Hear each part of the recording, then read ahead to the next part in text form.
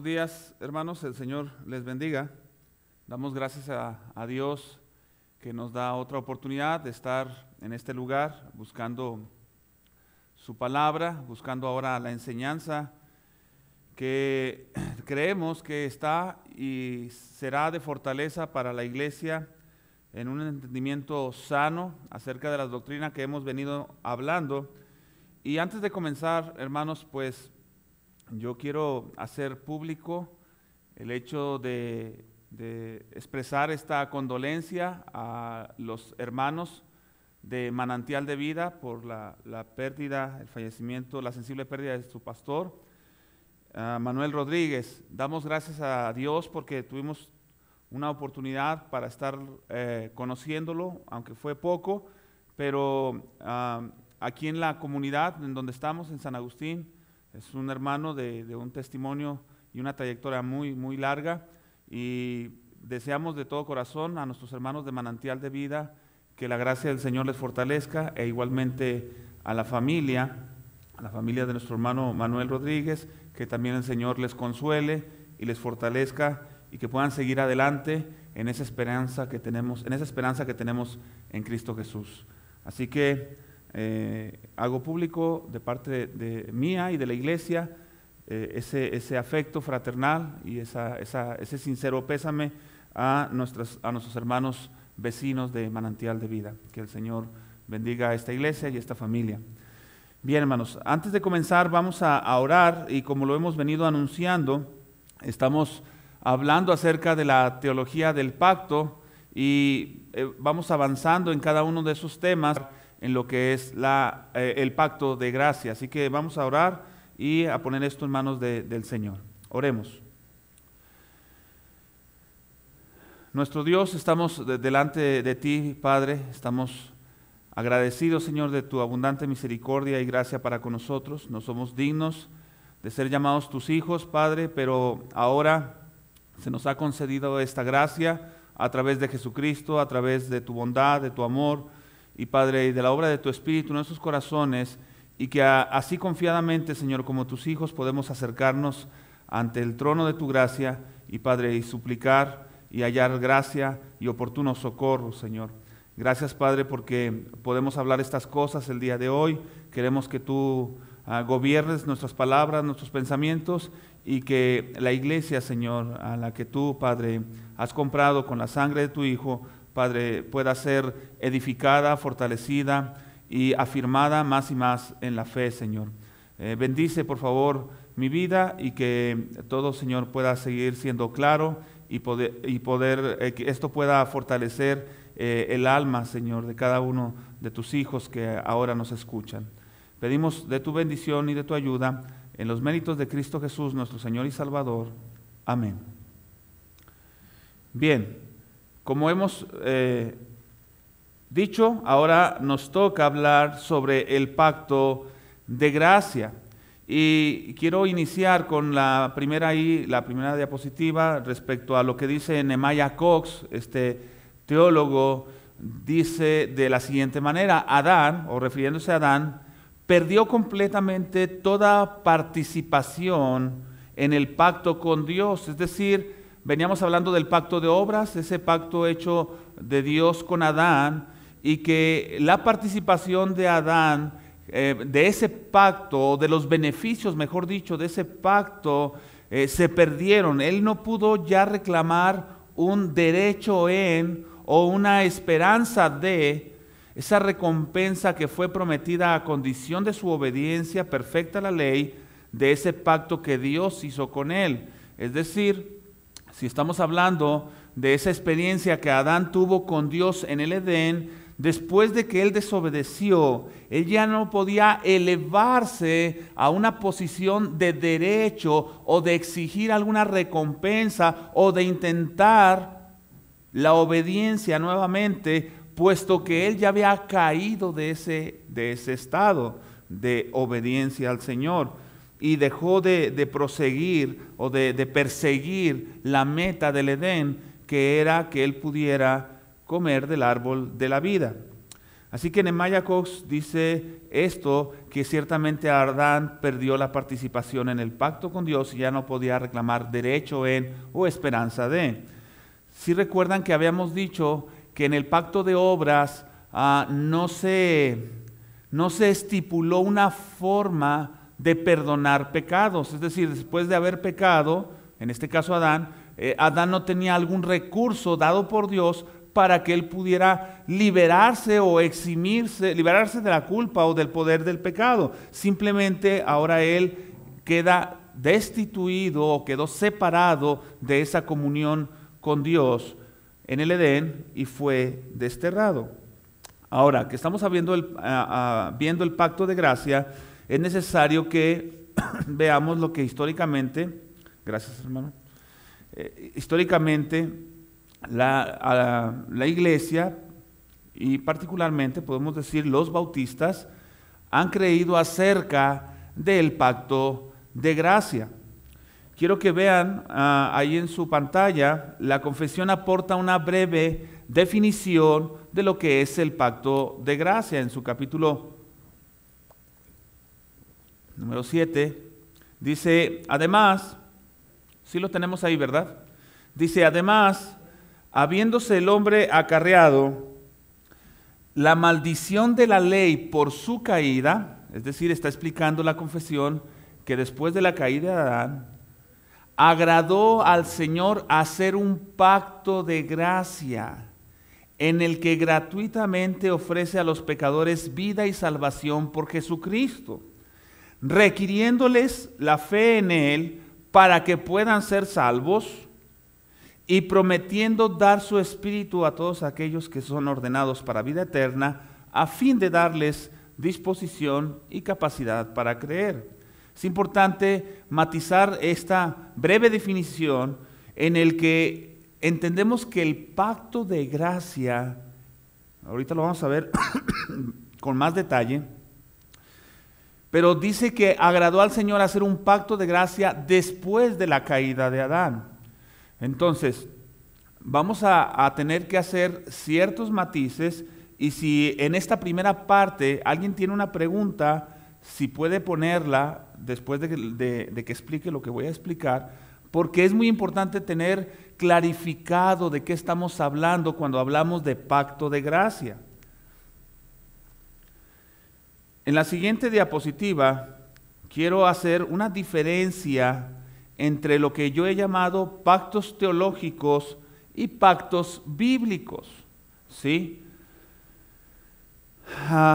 Ustedes recuerdan que cuando hablamos de pacto, cuando tratamos de definir pacto, fuimos a diferentes partes de las Escrituras en cómo Dios establece un pacto y esas características que tiene este pacto son muy particulares y de esa manera podemos indagar acerca de los pactos teológicos en las Escrituras.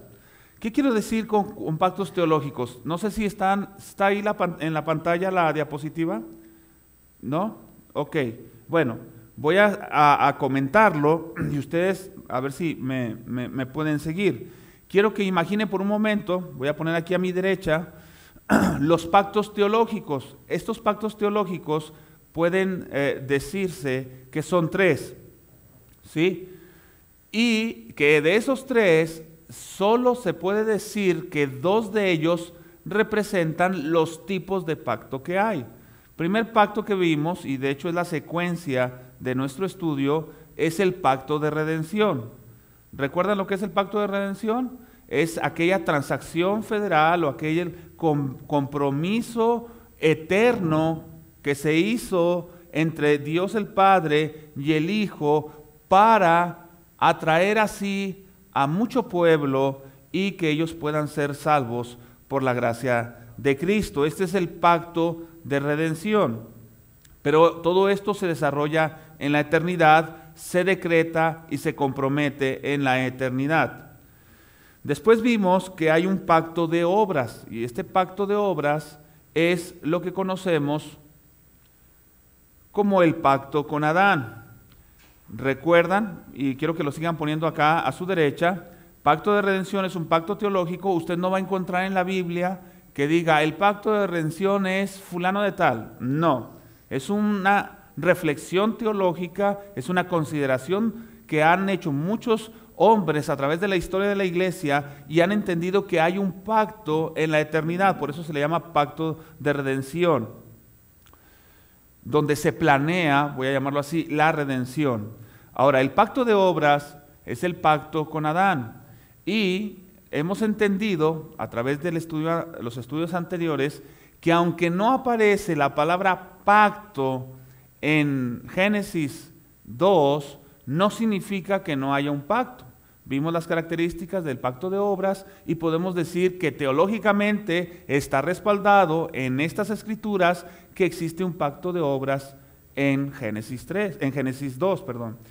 Y también el pacto de gracia no va a encontrar ninguna parte en las escrituras donde diga el pacto de gracia es fulano de tal. No, sino que es a través de una reflexión teológica que encontramos que existe una extensión de gracia a través de lo que nosotros podemos llamar pacto de gracia. Ahora, ¿qué relación hay entre los pactos teológicos y cuáles son los pactos bíblicos? Bien, para mí es importante decir que aunque hay otros pactos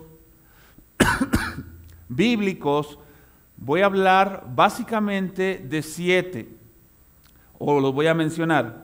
De este lado dijimos pactos teológicos y pactos bíblicos. ¿Cuál es la diferencia? Bueno, el pacto bíblico podemos observarlo porque específicamente se ve o se puede considerar que Dios está haciendo un pacto con una persona específica o con alguien o con un grupo de personas, ¿sí? Esos son los pactos bíblicos. En primer lugar, ¿ya tienen la diapositiva o todavía no? ¿No? Ok, bueno, seguimos, no pasa nada.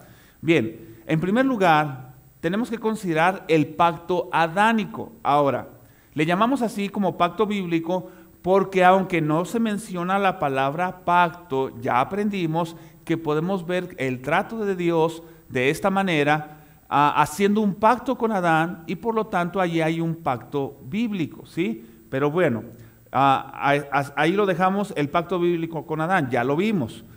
Pero hay otros pactos, por ejemplo, el pacto noético o noéico, ¿sí? Como prefiera llamarle. ¿Sí? El pacto de Dios con Noé, ¿sí? ¿Ya tiene ahí la diapositiva? Bien, tenemos del lado derecho, bueno, de mi derecha, pero es en realidad de su izquierda, ¿sí?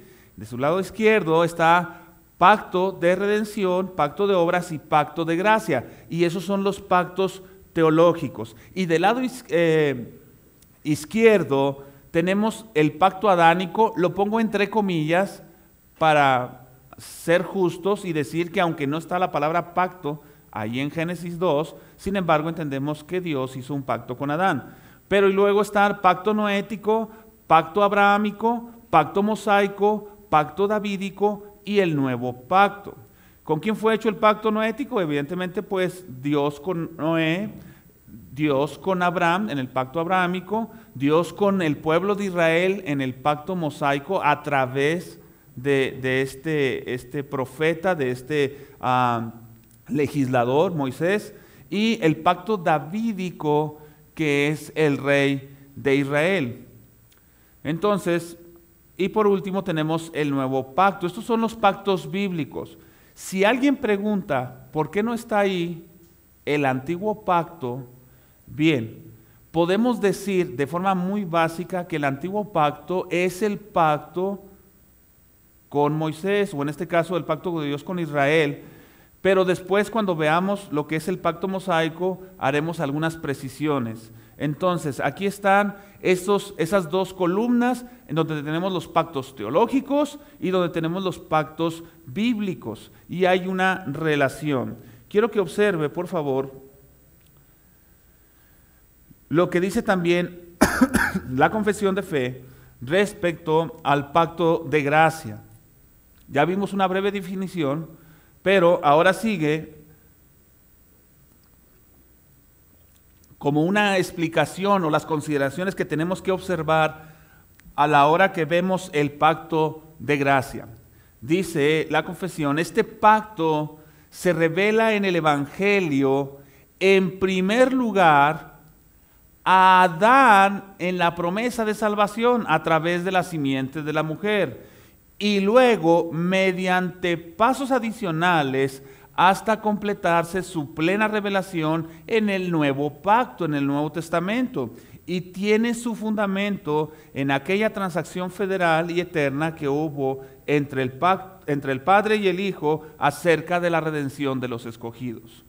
Así que la confesión bautista dice que este pacto se revela en el Evangelio, en primer lugar, en Adán, en la promesa. Ahora bien, seguimos teniendo las diapositivas, ¿verdad? Ahora sí, en la siguiente diapositiva, dado esta explicación que da la confesión, vemos un esquema del pacto de gracia con los pactos bíblicos. Recuerden, el pacto de gracia es un pacto teológico, es una reflexión teológica de la iglesia a través del tiempo en la que concluimos que hay un pacto de gracia, pero este pacto de gracia tiene una relación muy particular con todos los pactos bíblicos, al menos por ejemplo ahora los que estamos mencionando. Sí, puede observar ahí en su pantalla donde dice pacto de gracia, y el pacto de gracia abarca, permítame usar esta palabra, desde después de la caída, es decir, cuando Adán y Eva pecaron, el pacto de gracia es revelado a través de una promesa. Puede ver ahí el paréntesis, ¿verdad? Después de la caída, el pacto de gracia, ahí entre paréntesis, se manifiesta o se da a conocer por una promesa. En el pacto noético, el pacto de gracia se da a conocer a través del pacto de Dios con Noé, a través de la preservación que está incluida en el pacto noético. En el pacto abrahámico, el pacto de gracia se da a conocer particularmente porque Dios escoge a Abraham para de ahí hacer un linaje específico, una descendencia, y en el pacto mosaico ese linaje es especificado y llevado más allá de una familia, es decir, no solamente a Abraham, a Isaac y a Jacob como familias, sino es llevado a una nación. El pacto davídico también muestra el pacto de gracia,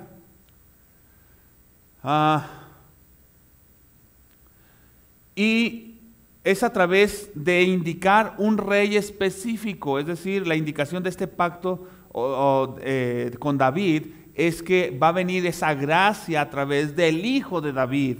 ¿Sí? Ahí se hace un pacto, Dios hace un pacto con David. Y el nuevo pacto es el establecimiento del pacto de gracia con Cristo. No tenemos, bueno, le pregunto a los técnicos, ¿tienen una manera de apuntar ahí en la diapositiva? ¿Sí? Bueno, se pueden señalar que desde después, donde dice después de la caída, hasta el pacto davídico, debemos entender que el pacto de gracia estuvo revelado primero en promesa, como lo dice el primer punto ahí, y todo después fue una revelación progresiva. Poco a poco se fue mostrando más. Es decir, en la promesa se mostró algo. Dios ahí en Génesis 3:15, ahorita lo vamos a ver. En el pacto noético se mostró más. Pero después, no bastando a Dios esa revelación, sino que ahora le muestra más a Abraham. Pero Dios todavía, aparte de Abraham, aparte de Isaac y de Jacob, ahora le muestra más a Moisés. Y ese pacto de gracia está siendo revelado a través de una promesa que viene a establecerse o a cumplirse en el nuevo pacto. Así que cada vez que escuchamos pacto de gracia, debemos traer a nuestra mente la siguiente estructura. Sígame en esto que es muy importante, es el pacto de gracia inicia como una promesa y aunque formalmente no es un pacto, a través de esa promesa se dispensa o se da gracia y así sucesivamente esa promesa cada vez es revelada de una manera más grande o más específica hasta que viene su pleno cumplimiento en el nuevo pacto. Entonces, la estructura en nuestra mente, cada vez que escuchamos pacto de gracia, vemos promesa y cumplimiento. Promesa en el Antiguo Testamento, en el Antiguo Pacto, y una revelación progresiva hasta llegar al cumplimiento que es en el nuevo pacto con Cristo. Bien, eso es muy importante, necesitamos que lo tengamos en mente cada vez que avanzamos en este pacto de gracia y podamos concluir ya toda esta línea de estudios. Es importante tener esto en mente, ¿está bien? Ahora, sigue diciendo, o como venía diciendo la confesión, dice, este pacto se revela en el Evangelio, en primer lugar Adán en la promesa de salvación a través de la simiente de la mujer, y luego mediante pasos adicionales hasta completarse su plena revelación en el nuevo pacto. Hay un desglose que debemos hacer de este párrafo. Si lo tienen en pantalla, voy a mencionarlo. Son 5 cosas que podemos desglosar de este párrafo de la Confesión de Fe de 1689, esta confesión bautista. Dice, primero, que este pacto de gracia se revela en el Evangelio, es decir, Cristo y el nuevo pacto revelan plenamente el pacto de gracia. ¿Sí? El pacto de gracia se revela plenamente en el nuevo pacto. Número 2, esa revelación inicia en Adán a través de una promesa de salvación. Número 3, este pacto de gracia que inicia con Adán presenta pasos adicionales o, como se puede decir también, una progresión en la revelación de esta promesa a través de los pactos bíblicos.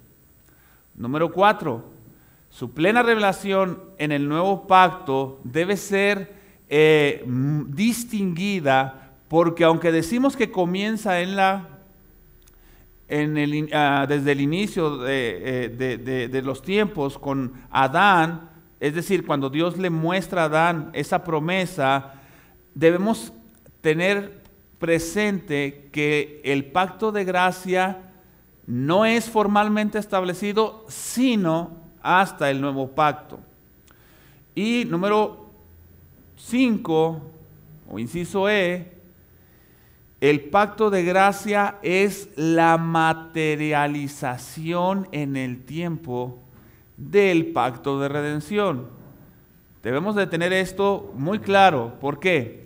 Porque aprendimos que el pacto de redención es la transacción federal o aquel compromiso, aquel acuerdo entre el Padre y el Hijo en la eternidad, y que ese acuerdo viene a hacerse efectivo en el tiempo.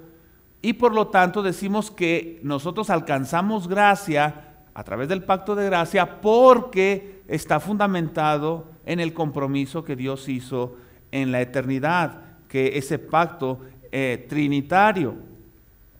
Así que este es el desglose del párrafo de la confesión. Todo esto, hermanos, quiero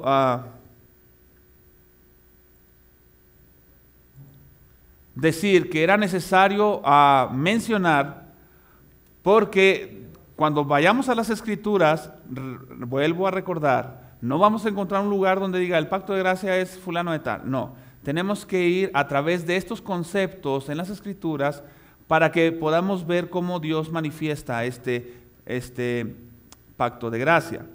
Bien, en primer lugar, para examinar el pacto de gracia, tenemos que observar lo que se conoce como la promesa, o también algunos le llaman el protoevangelio. Dice, inmediatamente después de la caída de Adán, es decir, después del quebrantamiento del pacto de obras, a Dios le plació revelar su gracia en una promesa que progresivamente al cumplirse mostraría plenamente el pacto de gracia. Vayan conmigo por favor a Génesis capítulo número 3, verso 14 y 15.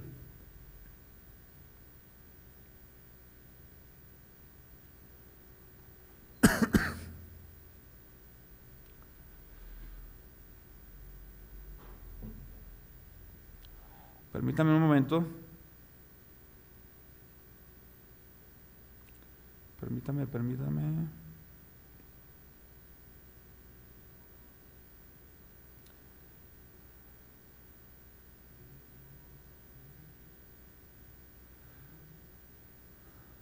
Bien. Génesis 3, ¿lo tienen ahí? Génesis 3, 14 y 15.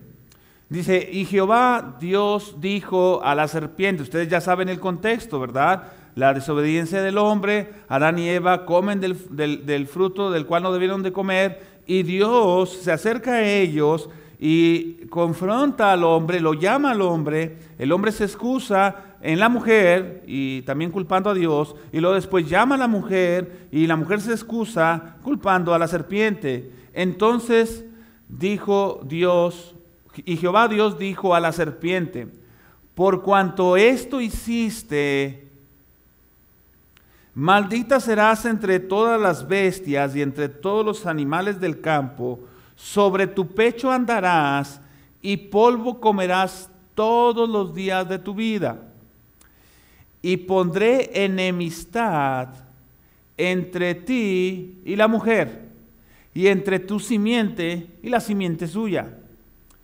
Esta te herirá en la cabeza y tú le herirás en el calcañar.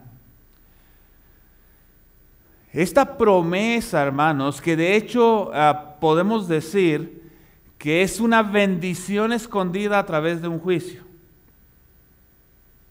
¿Sí? Es una bendición escondida a través de un juicio, porque Dios no dialoga con la serpiente y le dice, oye, ¿has hecho mal o qué hiciste? ¿Por qué tentaste a Eva? No. Sino que Él declara una sentencia en el que especifica una enemistad, pero a la vez una victoria de la simiente de la mujer sobre la serpiente. Tenemos pues en este texto, vamos a llamarle así, en este texto tenemos dos, o en esta declaración tenemos dos oponentes, la serpiente y la mujer, esta que fue engañada. Previamente, la serpiente engañó a la mujer, pero también vemos como una herencia o algo que se hereda en esta enemistad, que la simiente de la serpiente también será enemiga de la simiente de la mujer. Y se promete que la simiente de la mujer herirá en la cabeza a la serpiente y que la serpiente herirá en el calcañar a la simiente de la mujer. Quiero que observen nada más este pequeño detalle. Porque comúnmente decimos, la lucha es entre la simiente de la mujer y la simiente de la serpiente. No, es entre la simiente de la mujer y la serpiente. Vean por favor el versículo, dice ahí, y pondré enemistad entre ti y la mujer y entre tu simiente y la simiente suya, y dice, esta te herirá en la cabeza, o sea, es decir, la promesa que Dios está haciendo es que la simiente de la mujer aplastará la cabeza de la serpiente y la serpiente morderá el talón de la simiente de la mujer. Ahora, yo sé que muchos Van a decir, hermano, pues es muy obvio quién es la mujer y quién es la serpiente, pero vamos a concedernos un momento nada más para especificar quién es la serpiente. ¿Sí? Por ejemplo, algunas personas dicen que si la serpiente era un animal, se preguntan, ¿no les ha pasado eso? Dice, era un animal, porque ahí dice la Biblia que era un animal, pues era un animal malo entonces. O dicen, o era un animal poseído. O dicen, era un animal con patas. ¿Sí? No sé, sabemos si tenía 4 o tenía 2 y andaba ahí parada la serpiente. Miren, hermanos, de verdad todas esas cosas son irrelevantes. Todas esas cosas son irrelevantes porque la Biblia nos dice quién es la serpiente. Si es descrito como animal, como un animal malo, o como un animal poseído, eso no tiene relevancia porque la Biblia nos dice quién es la serpiente. Si yo les pregunto a los de aquí, ¿quién es la serpiente? ¿Y cómo sabemos que es Satanás? ¿Dónde dice? Si ahí no dice que es Satanás. ¿Perdón?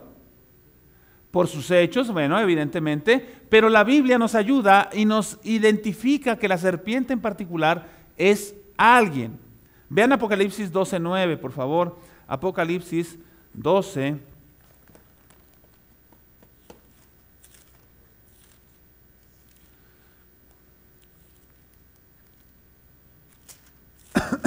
¿Lo tienen? 12:9.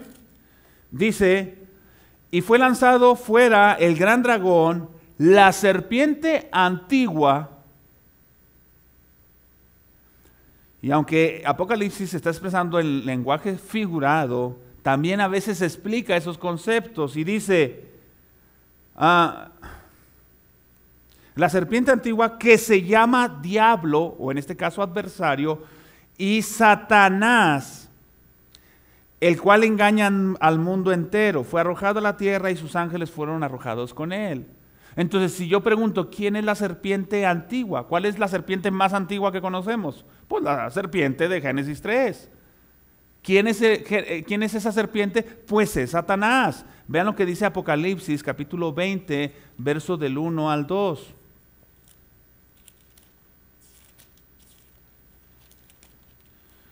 Vi a un ángel que descendía del cielo con la llave del abismo y una gran cadena en la mano, y prendió al dragón, la serpiente antigua, que es el diablo y Satanás, y lo ató por 1000 años.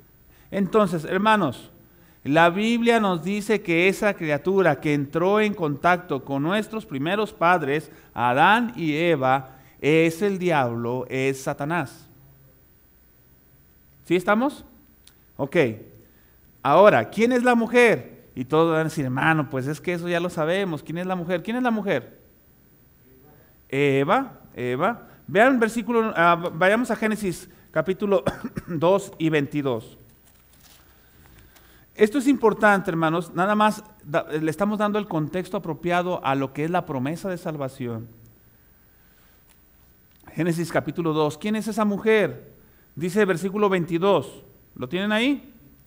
Dice, y de la costilla que Jehová Dios tomó del hombre, estamos en esa revelación del pacto de obras, dice, hizo una mujer y la trajo al hombre. Entonces la mujer, de la que estamos hablando en Génesis 3:15, es la mujer que fue llevada a Adán en el establecimiento del pacto de obras como su compañera. De tal manera que sus acciones, como lo dice la Escritura, afectaron sustancialmente el pacto de obras.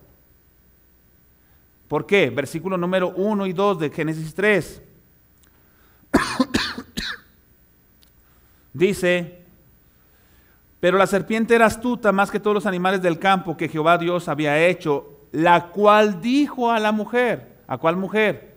Todavía no nos dicen que es Eva, solamente nos dicen que es la mujer que fue hecha de la costilla de Adán y fue traída al hombre dentro del establecimiento del pacto de obras. Con que Dios os ha dicho, no comáis de todo árbol del huerto, y la mujer respondió a la serpiente. Entonces, Ella es esa mujer que entró en conversación con la serpiente antigua, conversación que llevó al quebrantamiento del pacto de obras. Pero vean, hermanos, lo que dice el versículo número 20 del capítulo 3, ahí mismo, después que se da el quebrantamiento del pacto de obras y que se le da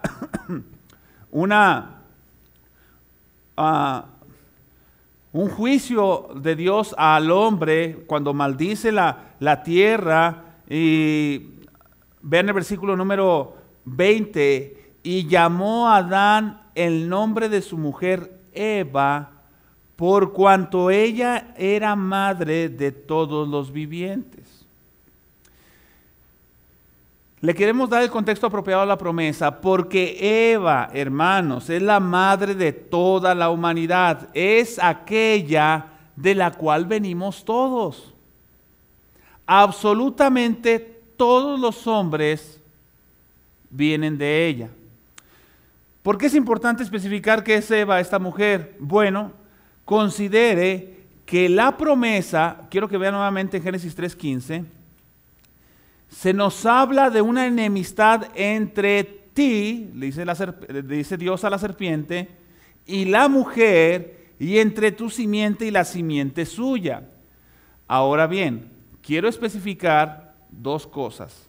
Primero, la mujer sigue actuando en un sentido como parte de esa cabeza federal, como representante de todos los hombres. De tal manera que Adán dice, ella es madre de todos los seres vivientes. Por lo tanto, esa enemistad entre Satanás y todos los descendientes de la mujer persiste. Miren, hermanos, quiero hacer esta aplicación, quiero que sea práctica en este sentido. Cuando Satanás se muestra al pueblo de Dios, hermanos, no viene como un monstruo de 3, 4 metros, con unas alas, como un león, rugiendo y asustando a los creyentes. No. Su trabajo inclusive es hacerse pasar como un ángel de luz, y su propósito principal es engañar. Los hombres, de alguna manera, todos los hombres, de alguna manera, siempre han entendido que al diablo hay que resistirle.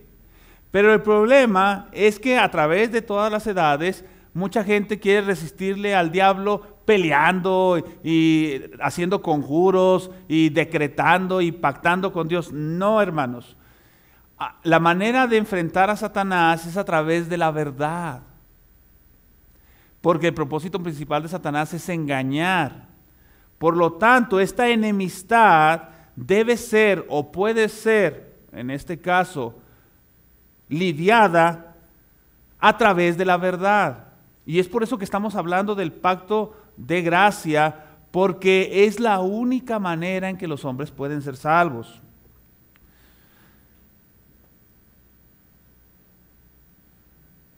Esa enemistad pasó de generación en generación, y el hombre siempre ha sido el foco de guerra de Satanás hacia Dios, porque Satanás siempre ha querido y querrá siempre engañar al mundo. Pero sigamos. La sentencia sobre esta serpiente es que la simiente de la mujer, no solamente su descendencia como tal, sino particularmente un descendiente, le dará un golpe mortal a la serpiente. Vean por favor Gálatas capítulo 4, verso 4. ¿Lo tienen? Gálatas 4, verso 4.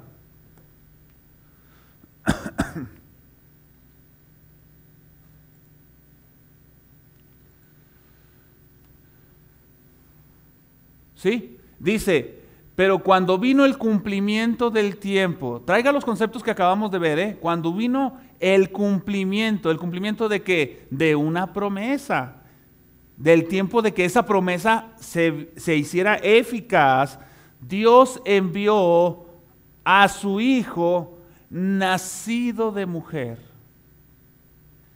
Entonces Gálatas nos dice que Adán viene de esa mujer. Va a decir, hermano, pues cualquiera viene de esa mujer, sí, pero específicamente la promesa dice, tu simiente, de uno, nacido de mujer, nacido bajo la ley. Ahora bien, ese golpe mortal se dio en la cruz. Vea cómo lo expresa Colosenses capítulo 2, verso 15. Dice, y despojando a los principados y a las potestades, es decir, de ese reino de muerte en el cual Satanás era el principal agente en el mundo de engaño. Cuando viene Cristo, lo despoja de su reinado, lo exhibe públicamente y triunfa sobre todo, sobre él y sobre sus huestes, sobre ellos en la cruz. Así que Cristo es el cumplimiento de esa promesa en Génesis 3:15. Quiero que observe, no sé si tenemos ahí otra vez, si podemos, la diapositiva. Observe la diapositiva. Alguien muy apropiadamente, y creo que es una forma de ilustrarlo a través de una imagen, pero vea lo que dice el pastor Williamson. Dice, la promesa del Evangelio es la promesa de una simiente. Esta es la semilla de donde crecerá toda la historia de la redención. Y Cristo Jesús es la sustancia de esta semilla. Él es el objeto primario de la historia completa de la Biblia y verdaderamente la historia total del mundo. La imagen está ilustrando el cumplimiento de la promesa de Génesis 3:15 a través de ver unos pies que están sostenidos por unos clavos, que es una referencia directa a nuestro Señor Jesucristo, y de que ese mismo clavo que sostiene a Cristo sobre la cruz atraviesa la cabeza de la serpiente. Y aunque esta serpiente muerde el talón de Cristo, es decir, afecta o quiere afectar, en este caso la humanidad de Cristo, matando a Cristo, sin embargo, en su mismo intento de matar al Hijo de Dios, la serpiente es muerta. Quiero especificar que todo esto que estamos diciendo es simbólico del trato que Dios tiene con Satanás. No sé si se generaron preguntas en el lapso que dije que podían hacer preguntas, ¿no? Bien, si hay alguien que vaya preparando o quiere preparar una, adelante. Estamos viendo lo que es el protoevangelio o la promesa en la cual inicia el pacto de gracia. Pasamos rápidamente a lo que son los pactos de la promesa. Decíamos que esta promesa,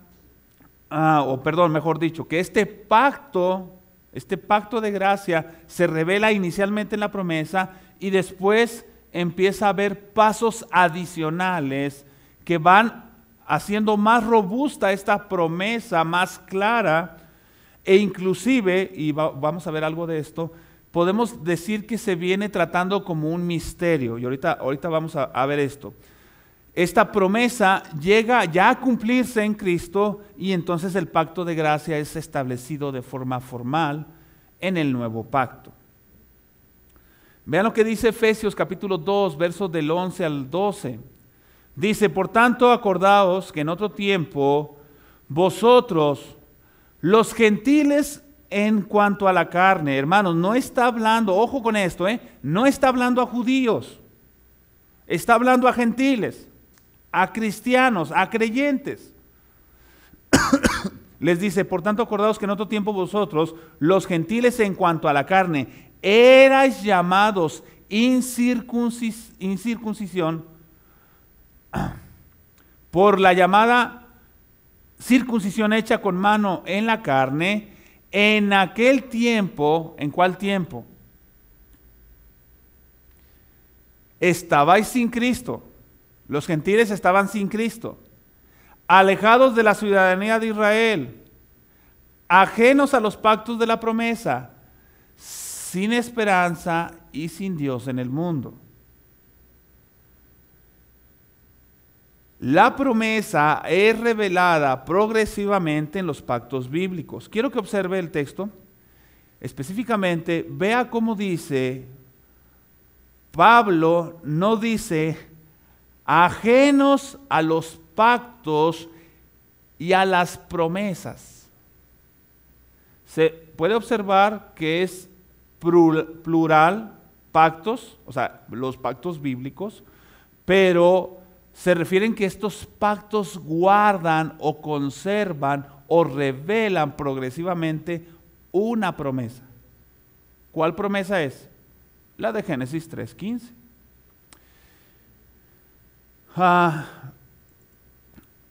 Vea el versículo ya desglosado. Dice ahí, los gentiles en cuanto a la carne.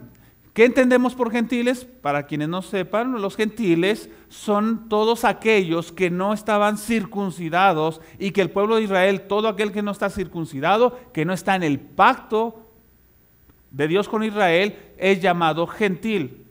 ¿Sí? Ellos eran considerados como una raza inferior, voy a llamarlo así. Ahora, vean cómo dice Pablo, estabais sin Cristo. Yo les pregunto, hermanos, los creyentes del Antiguo Testamento, perdón, mejor dicho, los gentiles del Antiguo Testamento, ¿cómo es que estaban sin Cristo? No conocían la promesa, muy bien, porque era a través de la promesa que ellos podían disfrutar de Cristo. Número 2, alejados de la ciudadanía de Israel. Si eran gentiles, ellos no participaban de las bendiciones que Dios prometió a Israel. Y entre las bendiciones del antiguo pacto estaba el que los hombres de Israel pudieran poner su confianza en la promesa de un redentor. Número 3, ajenos a los pactos de la promesa, es decir, muchos gentiles no se enteraron que Dios había hecho un pacto con Noé. Muchos gentiles no se enteraron que Dios había hecho un pacto con Abraham. Muchos gentiles no se enteraron que Dios había hecho un pacto con Moisés y con David. De tal manera que los gentiles no podían disfrutar de la salvación porque eran ajenos a los pactos de esa promesa. Número 4, sin esperanza. Es decir, vean hermanos, y reiteramos, la gracia otorgada, dispensada a través de este pacto es la única gracia que puede salvar a los hombres. No hay esperanza fuera del pacto de gracia revelado plenamente en el nuevo pacto. Y si no hay esperanza, por lo tanto, ellos, número 5, los gentiles, están sin Dios en el mundo. Como usted se puede dar cuenta, y no lo vamos a ver ahorita, pero el pacto de gracia, hermanos, tiene implicaciones muy importantes, por ejemplo, en la manera en que estamos predicando o que predicamos el Evangelio, implicaciones muy específicas acerca de la relación de aquellos que dicen ser creyentes con la iglesia. Así que esto, hermanos, la verdad es muy, muy importante. Quiero que veamos la progresión, hablando de los pactos de la promesa, la progresión en la revelación. Y lo vamos a ver a través de 3 pasajes bíblicos. Estamos bien en tiempo, ¿verdad? Todavía me quedan como unos 10 minutitos, ¿verdad? Bien, ya mero terminamos. Vean por favor estos 3 pasajes, hermanos. Romanos capítulo 16. Yo espero que me están siguiendo con los conceptos y a través de esto que estoy diciendo, la lectura de estos pasajes es más clara. Romanos 16, del 25 al 27. ¿Lo tienen? Dice, y el que puede confirmaros según mi evangelio. Recuerden, Pablo está predicando en el nuevo pacto, está dando a conocer la gracia del nuevo pacto. Dice, el que puede confirmaros según mi evangelio y la predicación de Jesucristo, según la revelación, ojo hermanos, según la revelación del misterio que se ha mantenido oculto desde tiempos eternos. Quiero decir, hermanos, porque lo vamos a ver en los siguientes textos, pero quiero decir, hermanos, que misterio, recuerda, hermanos, que misterio no es algo, y es una confusión muy común, que misterio no es algo que no se puede conocer. Misterio es aquello que solo se puede conocer cuando le es revelado. O sea, no propiamente porque yo llegué a esa conclusión. El misterio es algo que me tiene que ser dada la información o la revelación del misterio. Por eso es importante entender que cuando decimos misterio oculto, y ahorita vamos a ver a qué nos referimos, es importante entenderlo, hermanos, porque si no, vamos a pensar que la vida del cristiano está basada, cuando decimos en misterios, y se nos figura, o si no es correcto decir así, nos percibimos de que es algo como si las cosas fueran secretas, ¿verdad? Hay cristianos tan secretos que no parecen cristianos. No es la idea, ¿verdad? Sino que quiero que traiga a su mente, por ejemplo, no sé cuántos de aquí, o cuántos de los que nos están viendo, sean fans de las películas de misterio, ¿verdad? Una película de misterio empieza con una escena que nos arroja una incógnita y a través de esa película o del desarrollo de la película nos va dando pequeñas pistas, ¿verdad? Y entonces vamos descubriendo, inclusive la gente que es fan de estos se quiere adelantar, sí, ya sé quién es, o ya sé qué pasó, etcétera, etcétera. Bueno, quiero que tenga en mente esto de misterio porque vamos a seguir leyendo y va a ser más claro para usted. Vean el versículo número 26. Primero, dice ahí que se ha mantenido oculto, la parte última del 25, desde tiempos eternos, pero que ha sido manifestado ahora. Es decir, misterio mantenido oculto, pero que ha sido manifestado ahora. Sí, vemos cómo Pablo se está expresando y dice, y que por las escrituras de los profetas, oculto desde tiempos eternos, se ha manifestado ahora, y que por las escrituras de los profetas, ¿a dónde está haciendo referencia Pablo? Al pasado. Dice, según el mandamiento del Dios eterno, se ha dado a conocer a todas las gentes para que obedezcan a la fe. Al único y sabio Dios sea gloria mediante Jesucristo para siempre. Así que vemos una progresión en la revelación. Primero estaba oculta y luego se da a conocer. Pero también Pablo está aludiendo a las escrituras por los profetas porque a través de ellos se da a conocer a todas las gentes para que obedezcan a la fe. Vean Efesios capítulo número 3, verso 4. ¿No han hecho preguntas aún? Bien, qué bueno. No se crean, si quieren hacer preguntas, adelante. Pero seguimos avanzando rápidamente. Efesios 3, del 4 al 6.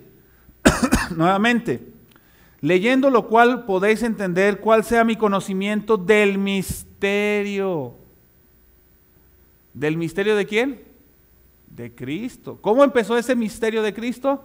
A través de una revelación muy pequeña, pero suficiente, la promesa de la salvación en Génesis 3:15.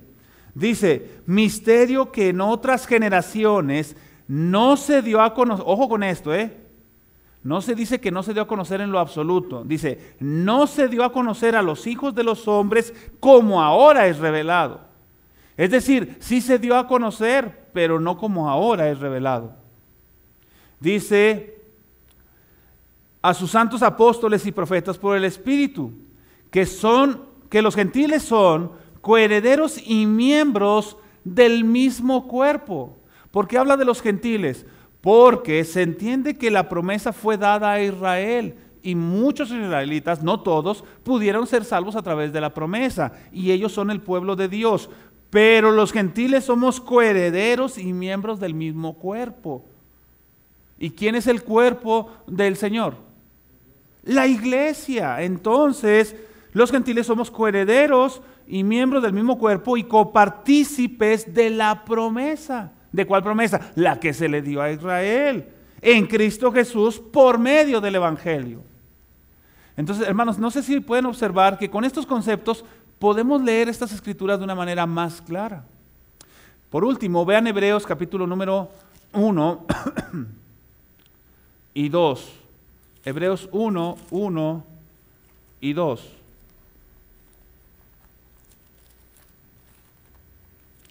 ¿Lo tenemos? Vean cómo existe esta progresión. Recuerden que esa revelación también se puede entender como es Dios hablando, ¿sí? Dios revela en la promesa de salvación, Dios le revela y le dice a la mujer, a la serpiente, que la simiente de la mujer lo herirá en la cabeza. Dice el versículo número 1 de Hebreos, Dios, habiendo hablado, se puede decir también habiendo revelado, muchas veces y de muchas maneras en otro tiempo a los padres por los profetas, habla de una revelación continua que estuvo en el Antiguo Testamento, de muchas maneras y muchas veces. Dice, en estos postreros días, en el hoy del nuevo pacto, nos ha revelado su voluntad o su pacto por el Hijo, a quien constituyó heredero de todo y por quien asimismo hizo el universo. Entonces, sí puede observar, hermanos, podemos observar que Dios ha revelado este pacto de gracia progresivamente en el tiempo, primero a Adán en una promesa y después a través de los pactos con Noé, con Abraham, con Moisés, con David, y ya plenamente revelado con Cristo.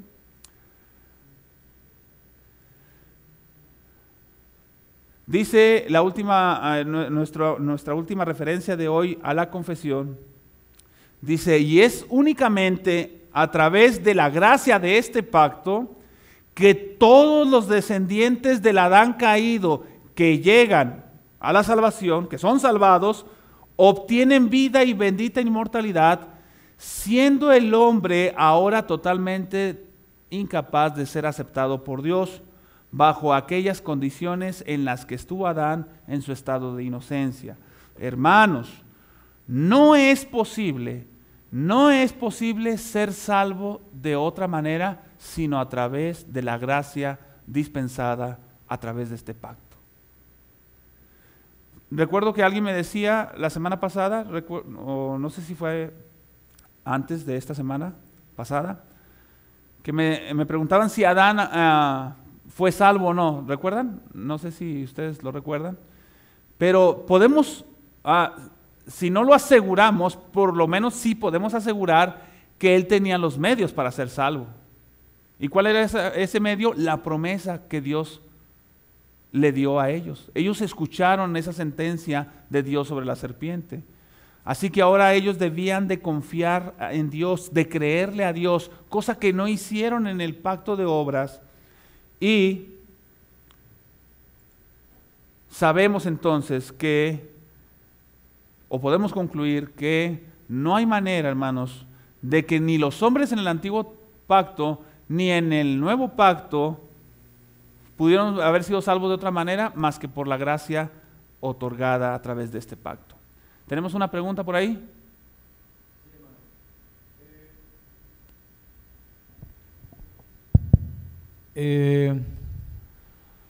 Ahorita por lo que entendí, los pactos progresivamente vienen revelando el misterio de Cristo que está en el Antiguo Testamento, no fue revelado completamente, pero en la llegada del Señor a la tierra es revelado de una manera diferente, muy completa para nosotros. Y pienso que esta revelación fue a través del Evangelio. ¿Estoy bien? Sí. Bueno, sí. Entonces,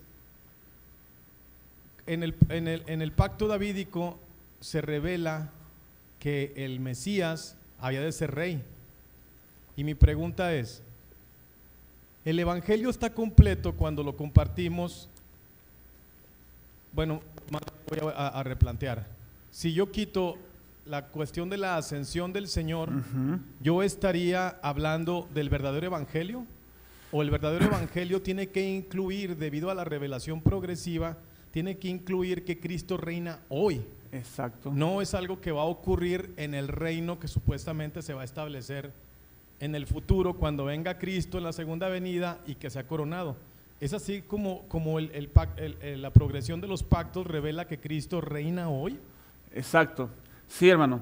Es el hecho de que nosotros entendemos que el pacto de gracia, voy a llamarlo así, en su etapa, bueno, si Dios permite, ¿verdad? Porque no quiero prometerles nada que no pueda cumplir. Pero, si Dios permite, vamos a ver todos los pactos bíblicos, o sea, al menos en su forma más general y cómo están constituidos y qué características tienen. Pero en el pacto davídico se promete que el hijo de David, un heredero al trono, en este caso está apuntando hacia Cristo, y Cristo es rey.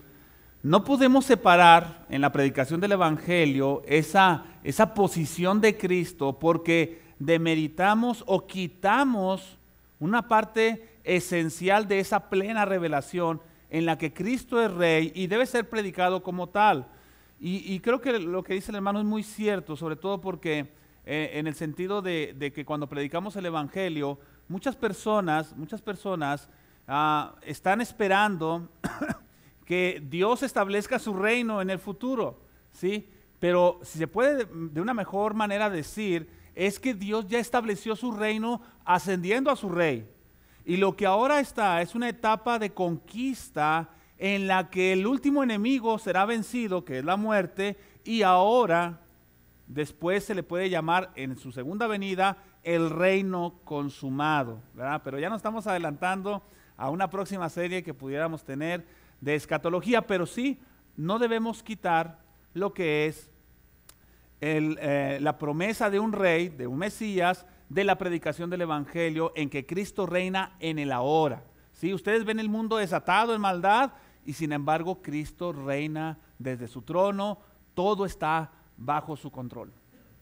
¿Sí? Otra pregunta. Hermano. Si alguien me puede, creo que también hay otra en el grupo para que la revisen, por favor. Sí, adelante, hermano.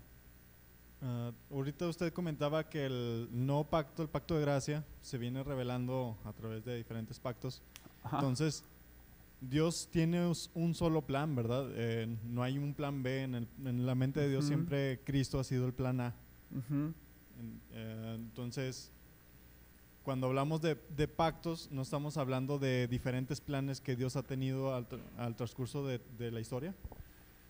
No, el hecho de hablar de pactos bíblicos, como en este caso el pacto con Noé, pacto con Abraham, pacto con Moisés, hay que entenderlos, que esos pactos tuvieron una función, lo vamos a ver más adelante, pero tuvieron una función específica, pero a la vez de que tenían una función específica para ese tiempo, ellos también guardaban la promesa o protegían la promesa hasta que esta promesa llegara a su culminación en Cristo Jesús. Por eso es que Dios no es que esté como diciendo, si me permiten usar esta ilustración, no está así de que, Adán ya pecó, ¿qué hacemos? Bueno, a ver, vamos a darle una promesa a Adán y a Eva, y luego, los hombres son bien malos, voy a destruirlos a través de un diluvio. Bueno, pero salvo a uno. Y como si Dios estuviera remendando cada vez que Él quiere acercarse a los hombres. No. De hecho, todo lo contrario, Dios tiene una precisión en lo que está haciendo con su plan, no solamente desde la caída o después de la caída, sino antes de la creación. Por eso es que conectamos el pacto de gracia con el pacto de redención, porque Dios está llevando a cabo su obra de una manera perfecta, ¿sí? Y sí, hermano, no estamos hablando de otros pactos. Adelante. Dice otra pregunta, hermano. Los gentiles que no conocieron el pacto de Dios en el Antiguo Testamento, todos se perdieron. Y ahí mismo hay otra, dice, la promesa de salvación solo fue para los gentiles del Nuevo Testamento y el pueblo de Dios. Sí, bueno, primero, la primera pregunta. Todas aquellas personas, como lo dice Romanos, que sin ley, en este caso sin la revelación de las Escrituras, perecieron, ciertamente perecerán o perecieron propiamente. Todas las personas que no conocieron la promesa o no pudieron descansar bajo la promesa que Dios le hizo a Noé, a Adán, a Abraham, a Moisés y a David, todas aquellas personas que no estaban relacionadas con esta promesa, ciertamente perecieron. Recuerden que ellos estaban o estuvieron bajo una, permítame decirlo así. ¿Pasa algo? ¿Todo bien? Ok. bajo el pacto de obras, y es muy importante entenderlo porque aunque esos gentiles en el Antiguo Testamento que no pudieron conocer la promesa de Dios o no pudieron distinguirla, no pudieron abrazarla, ciertamente ellos estaban en Adán y en Adán todos mueren. Ahora, para que no se malentienda, porque mucha gente dice, oye, entonces mucha humanidad se perdió. Bueno, algunos estudiosos dicen que de toda la humanidad o todos los hombres que han existido sobre la faz de la tierra, cerca del 5 o del 6%, yo la verdad no sé cómo hacen eso, me imagino que lo hacen a través de algoritmos muy específicos, dicen que cerca del 4 o del 6% de la humanidad se encuentra en todo lo que es antes de Cristo. No sé si me expliquen lo que estoy diciendo, es decir, que de toda la gente que ha existido en el mundo, la mayoría viene o ha venido a la existencia después de la primera venida de Cristo. La segunda pregunta, ¿cuál era?